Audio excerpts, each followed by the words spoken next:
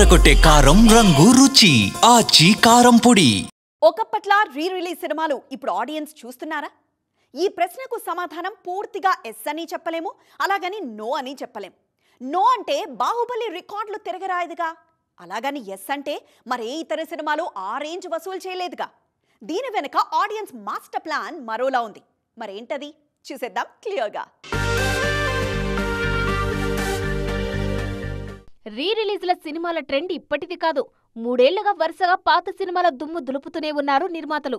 మొదట్లో హీరోల బర్త్డేలకు మాత్రమే రీ రిలీజ్లు వచ్చేవి, కానీ రాను రాను దాన్ని ఓ ట్రెండ్ లాగా మార్చేశారు. ఎకేషన్తో సంబంధం లేకుండా ఎప్పుడు పడితే అప్పుడు పాత సినిమాలను రిలీజ్ చేస్తూనే ఉన్నారు. పోకిరి, ఖుషి, జల్సా లాంటి సినిమాలకు అప్పట్లో మంచి వసూళ్లు వచ్చాయి. అవి చూసి చాలా సినిమాలు రీ రిలీజ్ చేశారు, కానీ ఏదీ అంతగా డబ్బులు తీసుకురాలేదు. ఆరెంజ్, ఖలేజా లాంటి 1-2 సినిమాలు తప్పితే రీ రిలీజ్లో సక్సెస్ పర్సెంటేజ్ తక్కువే. మరోవైపు ఆడియన్స్ కూడా ముందుగానే ఈ సినిమాని చూడాలని మైండ్లో బ్లైండ్గా ఫిక్స్ అయిపోతున్నారు. ఎన్ని సినిమాలు రీ రిలీజ్ చేసినా తాము చూడాలనుకున్న సినిమాని చూస్తున్నారు ఆడియన్స్.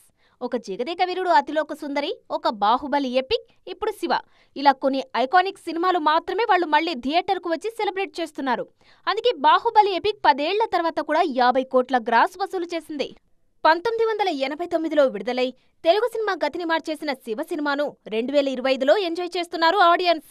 6 నెలల పాటు వర్మ కష్టపడి చేసిన ఈ న్యూ వర్షన్ ఆఫ్ శివ నేటి జనరేషన్ బానే రిసీవ్ చేసుకున్నారని కలెక్షన్లే చెప్తున్నాయి. 2 రోజుల్లో 3.95 కోట్లు వసూలు చేసింది శివ. ఈ లెక్కన రాబోయే రీ రిలీజ్ల విషయంలోనూ ఆడియన్స్ సెలెక్టివ్ గానే ఉండబోతున్నారని అర్థమవుతుంది.